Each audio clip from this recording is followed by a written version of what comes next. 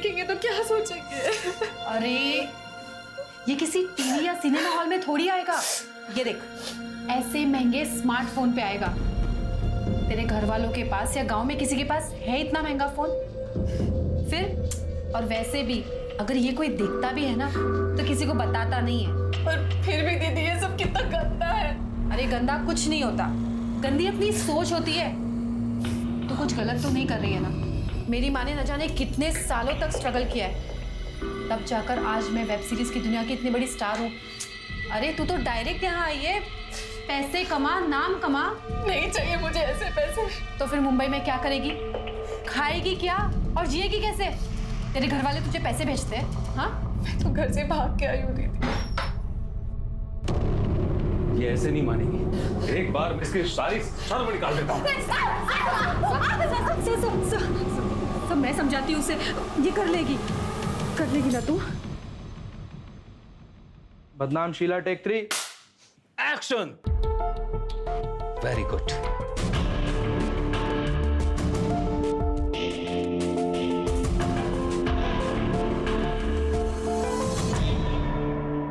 कहाँ रहती है? मेरे साथ, मैं इसका गॉडफादर हूँ। अबे चल हलकट, तुझे तो बस तेरे कमीशन से मतलब है। बॉस की, अब तूने काम कर लिया है ना, अब तुझे कोऑर्डिनेटर की कोई जरूरत नहीं है। लेकिन अगर ये बाहर से कोई काम ला कर दे तो ले लेना। लेकिन दीदी ये तो गलत है ना, ये मुझसे प्यार करते हैं और इन्होंने मुझे काम भी दिलवाया। ये मुझे स्टार बनाना चाहते हैं दीदी। ये रुपेश, ये तुझे स्टार बनाएगा? ये सिर्फ तेरा इस्तेमाल कर रहा है। आगे चल के तू पैसा कमाएगी और ये तेरे पैसों पे मौज उड़ाएगा और तुझे प्यार के नाम पे नोचता रहेगा। डिम्पी, बहुत ज्यादा बोल रही है तू। बराबर बोल रही है मैं। मुंबई फिल्म इंडस्ट्री के सारे मर्दों को जानती हूँ मैं। बस की, तू मेरे साथ चल, मेरे घर। डिम्पी, ये तू ठीक नहीं कर रही। और बॉस की, अगर तू इसके साथ गई ना तो मैं तुझे बर्बाद कर दूंगा। अबे जा, बर्बाद आदमी, पहले खुद को तो आबाद कर ले। चल निकल यहाँ से, आ गया लड़कियों के रूम में, चल निकल।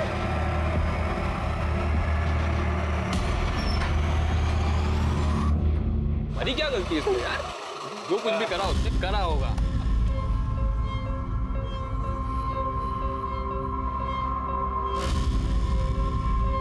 ओए, ये संभल के, हाँ, मेरी माँ बहन के साथ है। ये किसको लेकर आई हो साथ में? तुझसे मतलब? ये यहीं रहेगी। खुद माँ बेटी तो गंदा काम करती हो, अब दूसरी लड़कियों को बीच में धकेल रही हो। कौन है लड़की? तू ज्यादा देवता मत बन। अभी तक तो मेरे कपड़े उतारने के पैसों से ही खा रहा था ना, आया बड़ा हीरो बनने। सुयश, तू अपने कमरे में रहे, ये तेरी बहन के साथ उसके कमरे में रहेगी। ये बिल्कुल नहीं रहेगी यहाँ पर। इसे कहो अभी निकले। ये लड़की चल निकल बाहर, नफरत है मुझे तुमसे और तुम्हारे काम से। बदतमीज, निकल यहाँ से, निकल निकल, नहीं रह सकता अपने इस घर में, चल।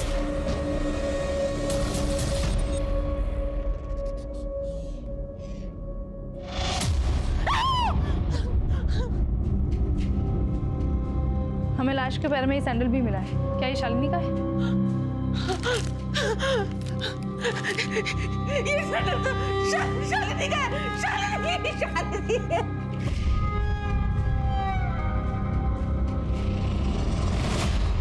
शालिनी इतने दिनों से घर नहीं आई, आप लोगों ने पुलिस में कंप्लेंट क्यों नहीं की? 6 महीने पहले तक तो हम सब लोग साथ में ही रहते थे, पर फिर अचानक से शालिनी के मन में क्या आया? मैं अब तुम लोगों के साथ नहीं रहूंगी। मुझे अब अपनी स्पेस चाहिए। बराबर वाला घर खाली है, मैं उसे रेंट पे ले रही हूँ। वहीं रहूंगी और वहीं से अपने पेशेंट्स की काउंसलिंग करूंगी। शालिनी, मैं अभी जिंदा हूँ और मेरे जीते जी तुम मुझसे अलग रहेगी, ये ठीक है क्या? हाँ तो खाना तुम लोगों के साथ खा लिया करूंगी, लेकिन आप लोग जो ये इतने सवाल पूछते हैं ना मुझसे, कहाँ गई थी, कब आ रही है, कौन मिलने आया था, मुझे ना इन सवालों से चिढ़ मचती है। ऊपर से मेरा प्रोफेशनल स्ट्रेस। सबका दुखड़ा सुन के उनको एडवाइस करना आसान काम है क्या? शालिनी क्या करती थी? वो एक साइकोलॉजिस्ट थी। साइकोलॉजिस्ट तो लोगों को आत्महत्या करने से रोकते हैं। या शालिनी ने खुद ने आत्महत्या कर ली? क्या ऐसा तो नहीं कि उसका इंडिपेंडेंट रहना, उसके इंडिपेंडेंट विचार आप लोगों को अच्छे नहीं लगते थे, इसीलिए आप लोगों ने उसको बिना वजह स्ट्रेस दिया और आत्महत्या करने पर मजबूर किया? वो जब से ऊपर वाले फ्लैट में रहने लगी तो फिर हम लोग शायद ही उससे कभी मिलते थे। और फिर वो सेमिनार्स कॉन्फ्रेंसेस अटेंड करने के लिए शहर से बाहर ट्रैवल भी किया करती थी। हमें लगा था शायद किसी सिलसिले में नागपुर, पुणे वगैरह गई होगी। उसके फ्लैट की तलाशी लेनी है हमें। चलो नहीं चलते हैं। जी उत्कर्ष भाई आओ जो। हाँ चले। हाँ चलो अपने निकल गए। जय श्री कृष्ण। जय श्री कृष्ण। ध्यान रखो उत्कर्ष भाई। मैं हूं ना। चल चल।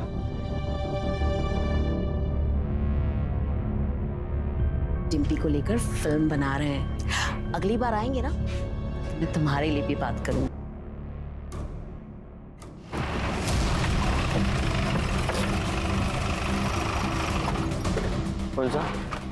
शालिनी यहीं पे काउंसलिंग करती थी और यहीं रहती भी थी।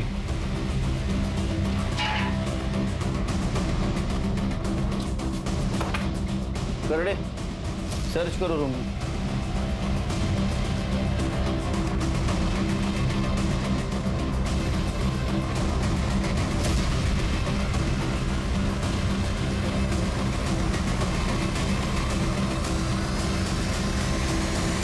चिरके लगता है अपॉइंटमेंट डायरी है। बीच के कुछ पन्ने गायब है। किसी ने इसके साथ छेड़खानी की है।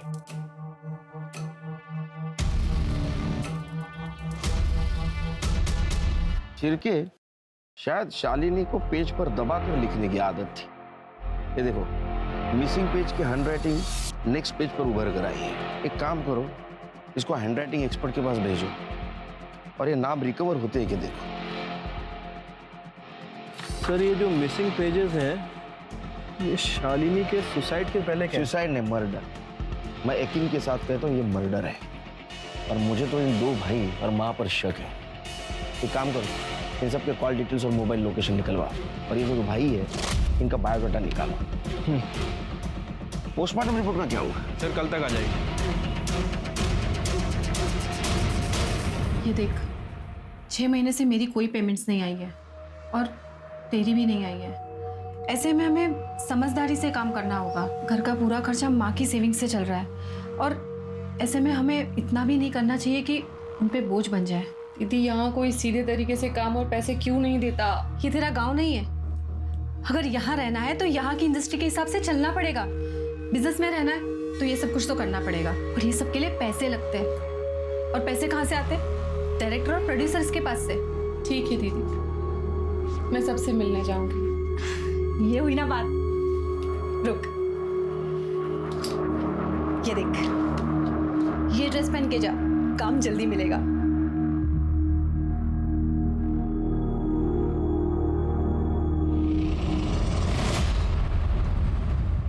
सर के साथ बात करता हूँ। सर शालिनी वत्स की पीएम रिपोर्ट। विंड पाइप में क्रैक्स है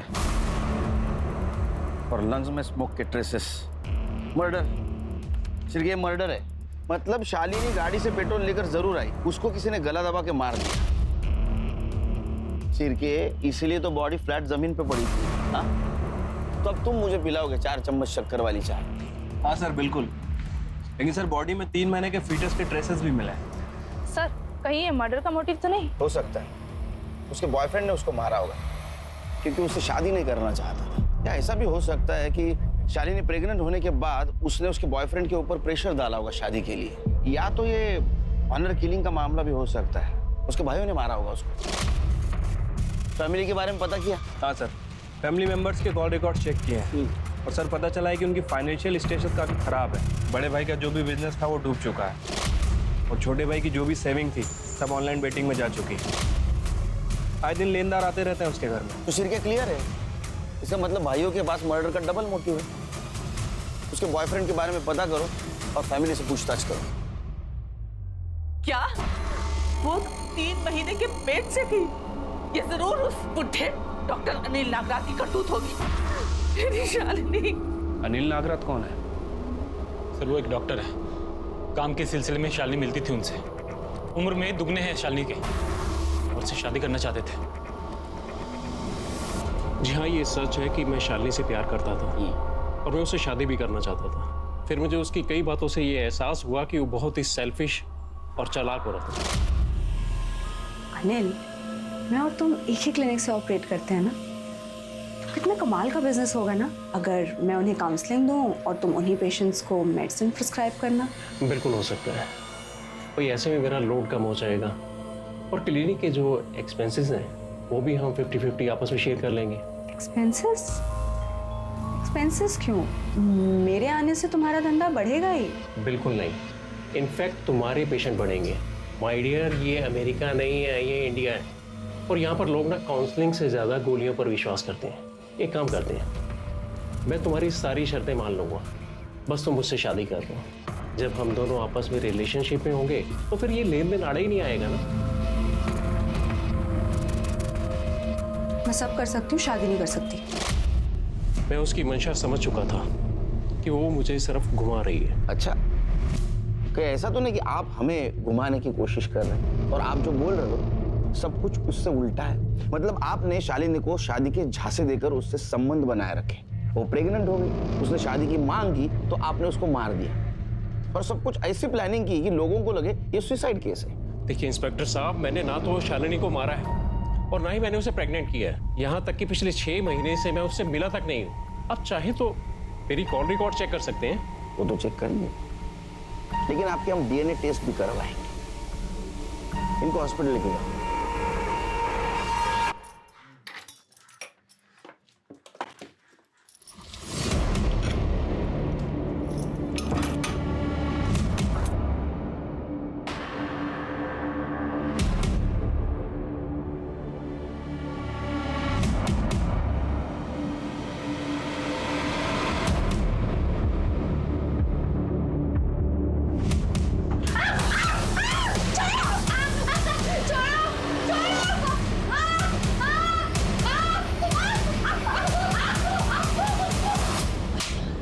आज के बाद अगर इसे हाथ लगाया ना तो तेरे हाथ तोड़ दूंगी। Thank you sir.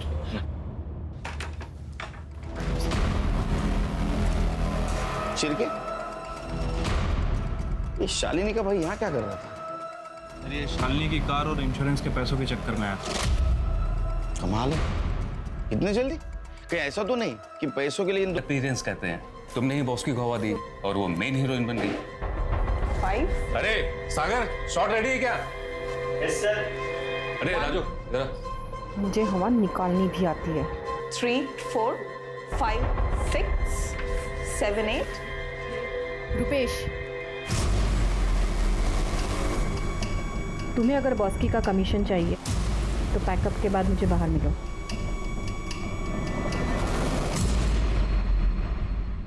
समय के साथ साथ बोस्की ने अपने सपनों के साथ समझौता कर लिया और वो ग्लैमर की इस नई दुनिया में रम गई और अब मुंबई की ये ग्लैमर भरी दुनिया ही उसका वर्तमान और भविष्य बन गई। और सिर्फ 6 महीनों में वो अपने गांव, अपनी भाषा, अपने संस्कारों से कट गई और फिर अचानक एक दिन लापता हो गई। क्या नाम बताया आपने? बोस्की मंडल। सर ये देखिए, मोबाइल सीरीज में काम करती थी। जी सर, मैं कास्टिंग डायरेक्टर हूँ। इसका काम मैं ही देखता था। आप ही के साथ रहती थी? जब गांव से आई थी तब मेरे साथ रहती थी। उसके बाद एक एक्ट्रेस है डिम्पी, उसके साथ रहने लगी। हो सकता है अपने गांव चली गई हो। कोई चांस नहीं है सर, अपने गांव जाएगी तो घर वाले घर के अंदर घुसने नहीं देंगे। नहीं गई होगी, यहाँ अच्छा काम मिल रहा था उसे। आपने उसकी फ्रेंड डिम्पी के यहाँ पे पता किया? मैं गया था तो उसके घर पर ताला लगा हुआ था। मेरा फोन भी नहीं उठा रही है। सर, सर ये लड़की बॉस्की मंडल मोबाइल सीरीज में काम करती है, मिसिंग है और फोन भी बंद आ रहा है। इसके कनेक्शन में जितने भी लोग हैं उनसे पूछताछ करो, उनका नंबर सर्वेलेंस पे डाल दो और इस लड़की के कॉल डिटेल्स और मोबाइल लोकेशन निकालवा। ठीक है सर। फालतू की नाटक करते रहते। Police police police.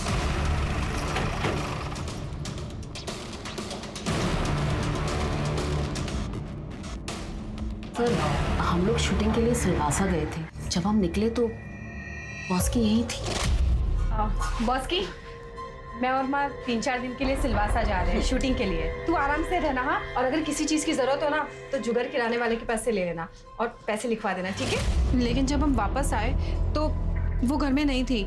हमने बॉस्की के कांटेक्ट में और हमारे कांटेक्ट में सभी को फ़ोन लगाया, लेकिन उसका कुछ पता नहीं चला। बाद में रुपेश ने बताया कि वो पुलिस स्टेशन गया था। आशीष लाल की नई मोबाइल सीरीज में बॉस की मंडल ने डिम्पी को रिप्लेस किया, क्या है ये? सर ये लोग तो लाइक्स और सब्सक्राइब्स के लिए कुछ भी छापते हैं। उसकी तो मेरे घर में मेरी बेटी की तरह रहती थी। बेटी की तरह थी और डिम्पी से आगे बढ़ने लगी, तभी आप दोनों ने उसे गायब कर दिया और अब सिलवासा का बहाना बना रहे हो। सर मैं अपने प्रोडक्शन का और होटल का नंबर और एड्रेस दोनों दे देती हूँ, आप वहाँ से पता कर सकते हैं। मैडम वो तो हम पता करेंगे ही। कर दे, इनसे डिटेल्स लेके क्रॉस वेरीफाई करो। सर इस घर में और कौन रहता है? मेरा बेटा सुयश। कहाँ है वो? बॉस की मंडल कहाँ है? मुझे नहीं मालूम। मैं तो आई और ताई के जाने के बाद अपने दोस्तों के साथ गणपति फूले गया हुआ था। मेरे दोस्त बाहर ही खड़े, आप उनसे पूछ लीजिए। बॉस की मंडल के साथ मोहल्ले में कोई छेड़खानी की वारदात तो नहीं हुई? कहीं ऐसा तो नहीं कि मोहल्ले में से किसी ने उसे किडनैप करके रखा? नहीं सर, हमारा मोहल्ला थोड़ा वैसा है, लेकिन ऐसा कोई नहीं कर सकता। कमरा कौन सा है उसका? कोई फोन वगैरह मिला? नहीं साहब।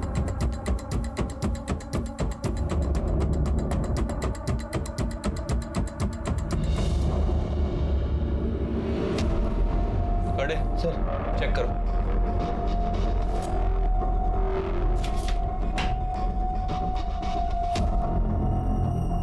सर ये देखिए, बॉस की मंडल के नाम से मेडिकल फाइल।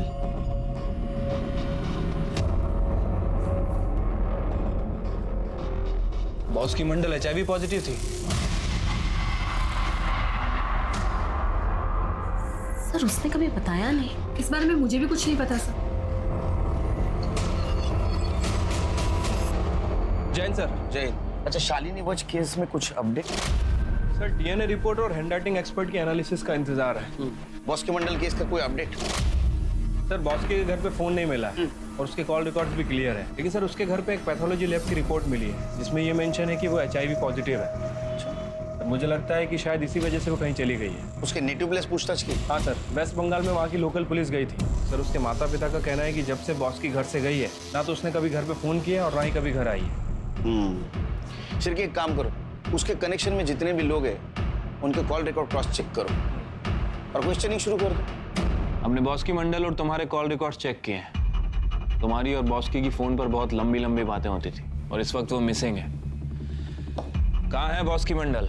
सर मुझे नहीं पता बॉस की कहाँ है। हाँ मेरी उससे बातचीत होती थी क्योंकि मैं उसका गॉडफादर हूँ। मैंने उसे पहला ब्रेक दिया था।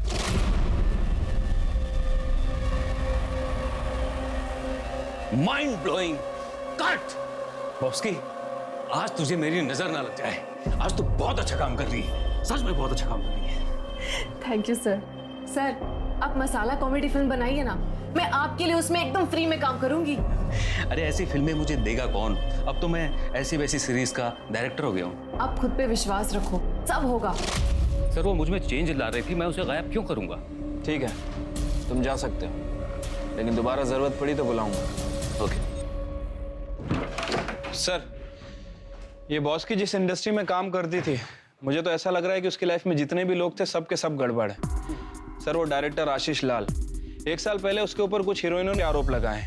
उसके पहले वो कास्टिंग डायरेक्टर सुरेश, 6 साल पहले वो प्रोस्टिट्यूशन रेड में पकड़ा गया था। उसके खिलाफ सबूत नहीं था इसलिए उसे छोड़ना पड़ा। और सर वो डिम्पी और बॉस्की की गॉसिप्स इंटरनेट पे अपलोड हैं। डिम्पी का भाई शुएस, वो भी गड़बड़ी लग रहा है, उसके सारे दोस्त भी गड़बड़ लग रहे हैं। लेकिन सिर्फ इनमें से किसी के खिलाफ हमारे पास ठोस सबूत नहीं है और उसमें ये बॉस्की को हेड्स हो जाना। सर बॉस्की मंडल का सोशल मीडिया अकाउंट ओपन हो गया है। सर ये देखिए, इसी के जरिए उसने मुंबई आने से पहले कास्टिंग कोऑर्डिनेटर रुपेश से कांटेक्ट किया था। और सर ये देखिए उसके साथ उसके गांव का एक लड़का है, विधान बंधु, जो मुंबई में रहता है। सर मैंने उससे कांटेक्ट किया है, वो अभी गांव गया है, जैसे ही आएगा हमसे कांटेक्ट करेगा।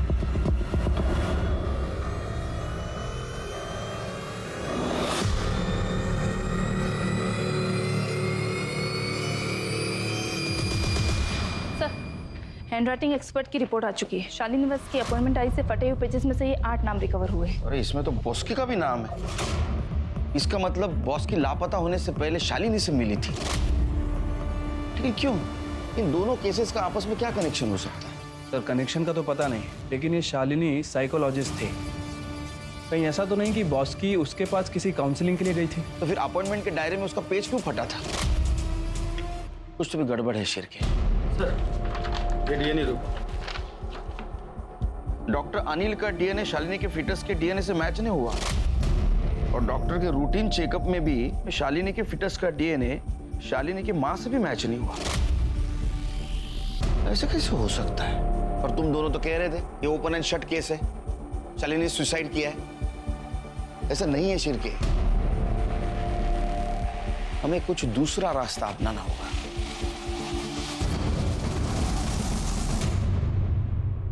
आइए सर, ये कार डीलर है, शालिनी मैडम की गाड़ी खरीदना चाहते हैं जो हमें क्राइम सीन पे मिली थी। आइए बैठिए, चाय पिएंगे? Thank you sir. देखिए वैसा तो सब कुछ हो चुका है, मतलब शालिनी के भाई ने हमें सारे डॉक्यूमेंट्स दे दिए। एक छोटा प्रॉब्लम है, वो जो इंश्योरेंस पेपर है उसके ऊपर शालिनी के सिग्नेचर मैच नहीं हो रहे। अगर कोई शालिनी की सिग्नेचर करने वाला मिल जाए तो ये डॉक्यूमेंट्स क्लियर हो जाएंगे, नहीं तो सब ये कोर्ट में मैटर जाएगा बिला वजह। सर मुझे सुमित साहब से बात करनी पड़ेगी। प्लीज प्लीज कीजिए ना।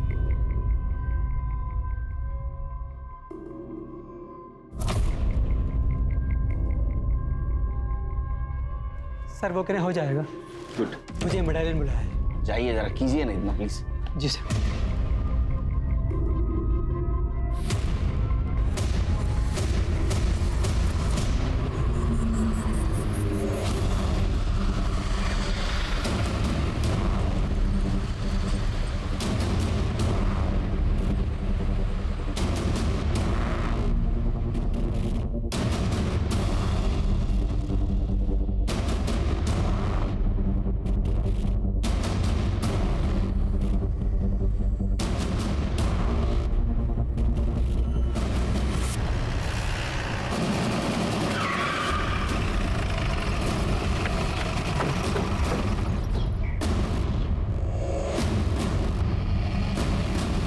चेक करो।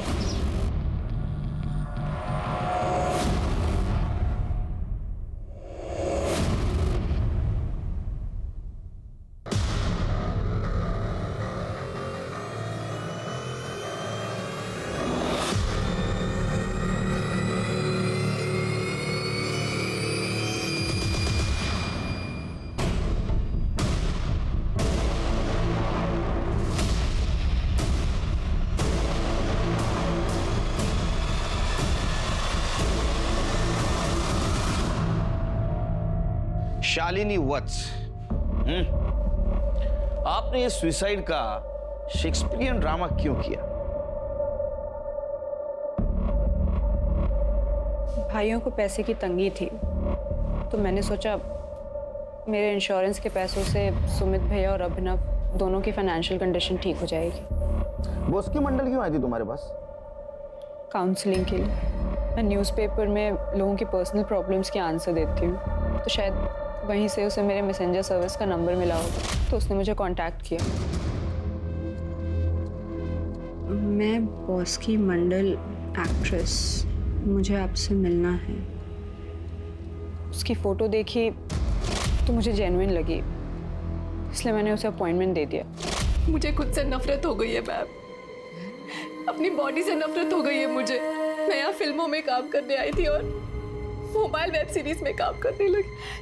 अब कोई मेरे चेहरे को, मेरी स्माइल को नहीं देखना चाहता, सब सिर्फ मेरी बॉडी देखना चाहते हैं। कोई मुझसे बातें नहीं करना चाहता, सब मेरे साथ सिर्फ सोना चाहते हैं। सब गिव एंड टेक है बस। मैं नहीं जीना चाहती हूँ मैम, मैं मर जाना चाहती हूँ।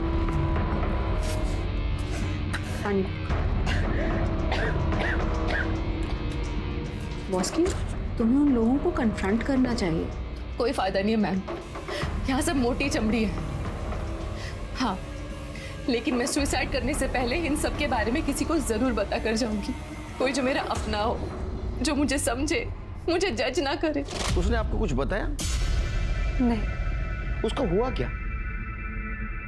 अरे ऐसा मत देखिए, हमें सब पता है। हाँ, आप सिर्फ बोलते जाइए। सर वो मरना चाहती थी, मैंने उससे कहा कि जिंदगी को एक और मौका दो।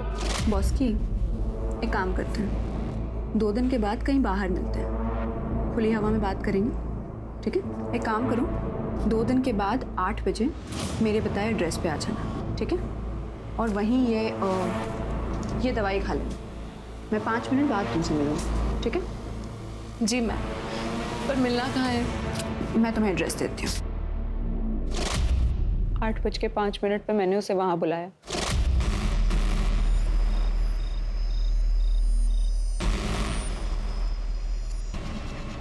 उसका पोस्टमार्टम रिपोर्ट है हमारे पास।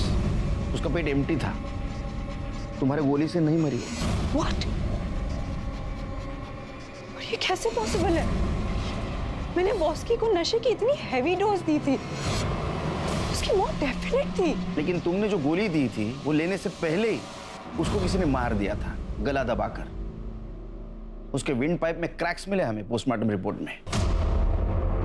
मतलब मेरी बॉडी को सिर्फ जलाया, मारा नहीं? फिर भी तुम्हें अरेस्ट करना होगा। डॉक्टर शालिनी वत्स पुलिस की निष्पक्षता और सही पोस्टमार्टम रिपोर्ट की वजह से मर्डर केस में तो बच गई, लेकिन उस पर डिस्ट्रक्शन ऑफ एविडेंस का नया चार्ज लगाकर उसे हिरासत में ले लिया गया। अब पुलिस के सामने बोस्की मंडल से जुड़े सवालों का अंबार लग चुका था। बोस्की आत्महत्या क्यों करना चाहती थी, कौन उसका गुनहगार था, किसने उसे आत्महत्या करने पर मजबूर किया और आत्महत्या से पहले ही उसकी हत्या कर दी। पुलिस नए सिरे से केस की जांच पड़ताल में जुट गई और बोस्की के जीवन से जुड़े हर व्यक्ति को शक की निगाह से देखा जाने लगा। सर बॉस्की के गांव से जो लड़का विधान बंधु, वो मुंबई आ गया है। मैंने उसे पुलिस स्टेशन बुला लिया है। सर, बॉस्की मुंबई जाने से पहले सोशल मीडिया मैसेंजर पे मुझसे कांटेक्ट किया और फिर मैसेंजर सर्विस से फोन भी किया। হ্যালো বিধান দাদা, কেমন আছো?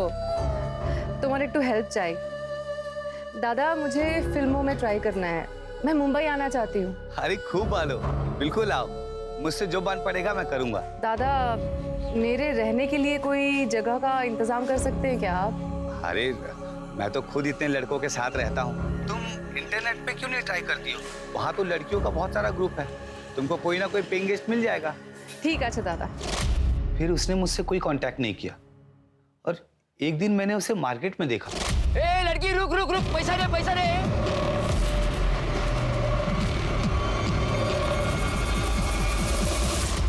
फिर बॉस्की ने कहा मुझे गांव ले चलो। मैंने उसे रुपेश के साथ रहकर इंडस्ट्री समझने को कहा। अब मैं वहां से गांव चला गया। गांव से जब वापस आया तो बॉस्की का फोन आया। उसके गायब होने के 2 दिन पहले ही मैं उससे मिला था। मेरे साथ बहुत बुरा हुआ दादा। वो रुपेश कोऑर्डिनेटर, उसने मुझे छत तो दिया, पर प्यार के नाम पर हर रोज मेरे साथ जबरदस्ती सोता था। और नैना आंटी और डिम्पी दीदी, कहने को तो वो मेरे लिए माँ और बहन जैसी थी, और वो मुझे रोज कहती थी कि हम तुम्हें फाइनेंसर के पास भेज रहे, प्रोड्यूसर के पास भेज रहे, डायरेक्टर के पास भेज रहे। पर असलियत में तो वो मुझे बिजनेसमैन के पास भेजती थी प्रोस्टिट्यूशन के लिए, और मुझे काफी दिनों तक सबका कुछ पता ही नहीं चला। और वो डायरेक्टर आशीष लाल मुझे बोल्ड बनाने के चक्कर में मेरे साथ जबरदस्ती संबंध बनाता था। और डिम्पी दीदी का भाई सुयश, उसने तो हद ही कर दी। अपने माँ और बहन का गुस्सा मुझ पर निकाला मेरे साथ रेप करके। दादा, अब मैं प्रेग्नेंट हूँ और मुझे पता नहीं इसका बाप कौन है। मैं किसी को मुंह दिखाने के लायक मेरे, मैं कहाँ जाऊँ, किससे बात करूँ? सब मुझ पर थूकेंगे दादा। बॉस्की ने तुम्हें बताया था कि उसे एड्स था? नहीं सर। ठीक है, जाओ। शिरकी, बॉस्की का पोस्टमार्टम जिस डॉक्टर ने किया उससे पूछो कि उसने बॉस्की के बॉडी से जो ब्लड स्पेसिमेन रिकवर किए थे, क्या उससे ये पता चल सकता है कि बॉस्की को एड्स था या नहीं? और शिरके, अभी इसने 3 जनों के जो नाम लिए, आशीष, रूपेश और सुयश, इन तीनों को अरेस्ट करो और बॉस्की के फीटस के डीएनए से इनका डीएनए मैच करवाओ और इनका HIV टेस्ट भी कराओ। Yes sir. सर, नैना और डिम्पी से उन लोगों की लिस्ट भी लेता हूँ जहाँ बॉस्की को उन्होंने कास्टिंग के नाम पे भेजा। सारे मेल सस्पेक्ट सभी के डीएनए टेस्ट करवाए गए और सुयश का डीएनए बॉस्की की बॉडी में मिले फीटस के डीएनए से मैच कर गया, लेकिन इनमें से किसी को एड्स नहीं था। पुलिस ने सुयश को बहुत तोड़ा, लेकिन उसने बॉस्की की मौत में अपना हाथ होने से इनकार किया। पुलिस ने नैना और डिम्पी से पूछकर उन सारे लोगों की लिस्ट तैयार की जिस जिसके पास उन्होंने बॉस्की को संबंध बनाने के लिए भेजा था। बहुत सारे लोग सामने नहीं आ रहे थे और जो कुछ सामने आए उन्होंने कुछ भी बताने से इनकार किया। सर चौथा चम्मच है ये। अरे 4 चम्मच शक्कर की चाय दिमाग की बत्ती जलाए सिर के। सर ऐसा शुगर हो सकता है। देखो सर मैंने बॉस्की के मर्डर वाले दिन क्राइम सीन से डम डाटा स्टडी किया जिसमें ये नंबर मिला है जो डिम्पी के कॉल रिकॉर्ड में है। सिर के पता करो किसका है, बुलाओ इसको पुलिस स्टेशन। एक काम करो, ये नंबर के बारे में डिम्पी से पूछताछ करो। जी सर। सर ये आदमी तो नहीं आ सकता, हमें खुद मिलने जाना पड़ेगा।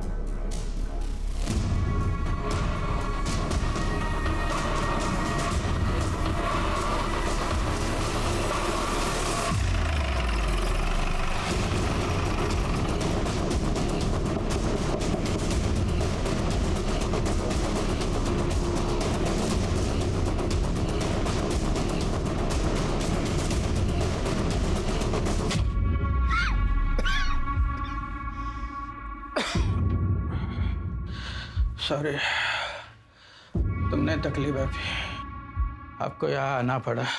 इस हालत में मैं झूठ नहीं बोलूँगा। सब बॉस्की को मैंने ही मारा है।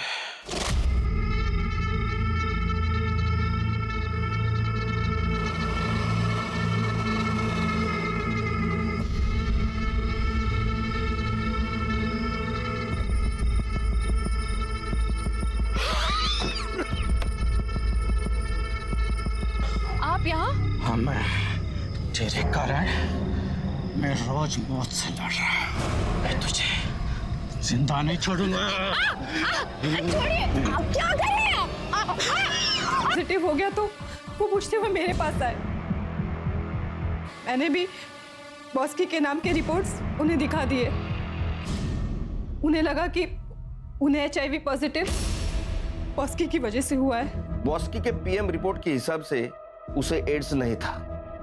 फिर हमने डिम्पी का HIV टेस्ट करवाया तो उसे एड्स है। क्या?